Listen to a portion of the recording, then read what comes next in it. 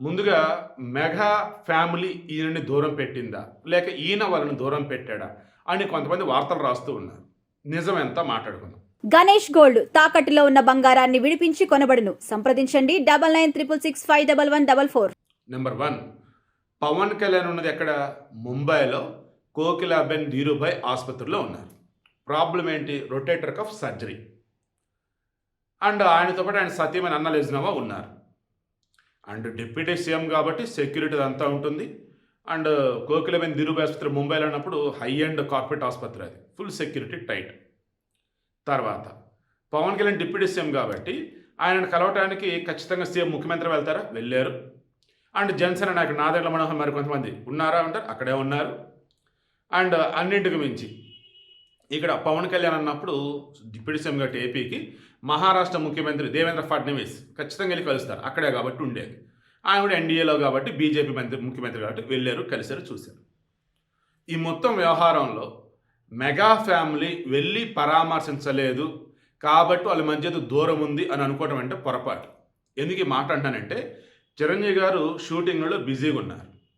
నాగబాబు జనసేన నాయకుడు, అండ్ ఆయనకు తెలుసు పవన్ కళ్యాణ్ వెళ్ళింది ఎక్కడికి? ఆసుపత్రికి. ఏం జరుగుతుంది? సర్జరీ జరుగుతుంది. అండ్ డిశ్చార్జ్ అయ్యి ఇంటికి వచ్చాక వెళ్ళి కలవచ్చు. సో చిరంజీవి గారైనా మన చిరంజీవి షూటింగ్లో బిజీగా ఉన్నా, నాగబాబు ఫ్యామిలీ విషయాల్లో పార్టీ విషయాల్లో బిజీగా ఉన్నా, ఆసుపత్రిలో ఉన్నప్పుడు మళ్ళీ మనం వెళ్ళి డిస్టర్బ్ చేయటం ఎందుకు? మళ్ళీ ఇప్పుడు చిరంజీవి వెళ్ళినా, మెగా ఫ్యామిలీ రెండు వస్తున్నా, ఆసుపత్రి, ఫ్యాన్స్ హడావిడ, సెక్యూరిటీ మళ్ళీ ఇబ్బంది, ఇన్ని ఉంటాయి. సో వెళ్ళకుండా ఉందాం, ప్రశాంతంగా డిశ్చార్జ్ అయ్యి వచ్చాక అప్పుడు మాట్లాడుకుందాం. కమింగ్ టు రామ్ చరణ్ అని అంతే కదా, బాబాయ్ పవన్ కళ్యాణ్ అంటే సొంత అన్న లెక్క. సో ఆసుపత్రికి ఇప్పుడు రామ్ చరణ్ వెళ్తున్నాడంటే ఆసుపత్రి చుట్టుపక్కల మొత్తం కూడా ఏమంటారు, హడావుడి ఉండిద్ది కదండి. రామ్ చరణ్ అప్పుడు ఒక రకం ఇప్పుడు గ్లోబల్ స్టార్ అన్నట్టే. అండ్ ఆయన హిందీలో కూడా బాగానే గుర్తుపడతారు. ఇప్పుడు ఆసుపత్రి చుట్టూ ఫ్యాన్స్ మొత్తం హడావుడి చేస్తే ఇబ్బంది కదా మిగతా వాళ్ళకి. అందుకని వాళ్ళ ఆసుపత్రికి వెళ్ళడం. సెలబ్రిటీలు ఆసుపత్రికి వస్తున్నప్పుడు ఆటోమేటిక్గా అక్కడ ఉన్నటువంటి జనాల యొక్క అటెన్షన్ ఉంటుంది. అండ్ చుట్టుపక్కల వాళ్ళు వచ్చేసి కొంచెం గుంపులు హడావుడైనా కానీ ఇబ్బంది. అండ్ ఒకవేళ పవన్ కళ్యాణ్కి ఏదన్నా ట్రీట్మెంట్ పర్పస్ ఫ్యామిలీ వాళ్ళు కావాలి అంటే, బ్లడ్ కావాలన్నా ఇంకేదైనా ఆర్గన్స్ రిలేటెడ్ హెల్ప్ కావాలి సంథింగ్ అంటే, అప్పుడు వీళ్ళు లేకపోతే మనం అనాలి. కేవలం అక్కడ పరిసరాలకు ఇబ్బంది కలిగింది కాబట్టి వీళ్ళు వెళ్ళలేదు. డిశ్చార్జ్ మన పవన్ కళ్యాణ్ వచ్చిన తర్వాత మేబీ ఈ వీడియో పెట్టే సమయానికి నేను డిశ్చార్జ్ హైదరాబాద్ కూడా రావచ్చు. ఆ సమయానికి చిరంజీవి, నాగబాబు, మన రిమైనింగ్ వాళ్ళు రామ్ చరణ్ రిమైనింగ్ వీళ్ళు కలవచ్చు కూడా, లేదా ఆ తర్వాతనే కలుస్తారు. ఎట్టి పరిస్థితుల్లో పుకార్లో నమ్మొద్దు. మెగా ఫ్యామిలీ ఆల్వేస్ కలిసే ఉంటుంది. ఇక పవన్ కళ్యాణ్ సర్జరీ ఖచ్చితంగా లక్షల్లో అయ్యి ఉండొచ్చు, no doubt. Rotator cuff surgery around 3.5 hours చేస్తున్నారు. కోకిలబెన్ ధీరుభాయ్ అంబానీ ఆసుపత్రి మొత్తం విఐపి రూమ్ ఇచ్చినట్టున్నారు. ట్రీట్మెంటు మొత్తం ఖర్చులు అకామిడేషన్ అన్నీ కలగలిపి అయ్యి ఉండొచ్చు. నేను అనుకోవటం 50 లక్షల పైన అయిందని అనుకుంటున్నా. సరే, అంత డబ్బులు ఇప్పుడు గవర్నమెంట్ రెడీ. ఎందుకు? ఆయన డిప్యూటీ సీఎం రాజ్యాంగబద్ధ పదవులలో ఉన్నప్పుడు వారికి సంబంధించిన ట్రీట్మెంట్ ఖర్చులు అయినప్పుడు ప్రభుత్వమే పట్టింది. మీరు బాగా క్రాస్ చెక్ చేసుకోండి. ఎవరైనా కానీ వాళ్ళు ప్రభుత్వంలో భాగంగా ఉన్నారు అంటే వారికి సరైన వసతి లేదు అంటే ప్రభుత్వమే వసతి కల్పించింది. వారికి హెల్త్ పడదంటే ట్రీట్మెంట్కి అయ్యే ఖర్చు మాత్రం ప్రభుత్వమే భరించింది. బట్ ఇక్కడ పవన్ కళ్యాణ్ ఏమన్నాడు? వద్దు. ఇప్పుడు రొటేటర్ కఫ్ సర్జరీ అనేది ఏదైతుందో నా సొంతం, అది నా వ్యక్తిగత విషయం.